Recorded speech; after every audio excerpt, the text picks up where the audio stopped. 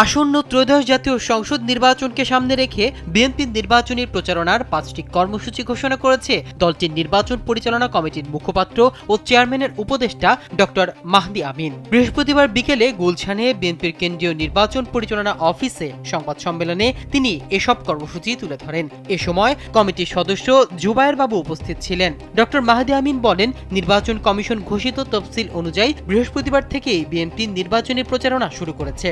জনগণের অংশগ্রহণ নিশ্চিত করে রাষ্ট্র সংস্কার ও ভবিষ্যৎ বাংলাদেশ গঠনের লক্ষ্যেই এসব কর্মসূচি নেওয়া হয়েছে। প্রথম কর্মসূচি তারেক রহমানকে পরামর্শ দিন, যেখানে কিউআর কোড স্ক্যান করে নাগরিকরা মতামত দিতে পারবেন। দ্বিতীয় কর্মসূচি লেটার টু তারেক রহমান, যার মাধ্যমে চিঠি, ইমেল ও অনলাইনের মতামত পাঠানো যাবে।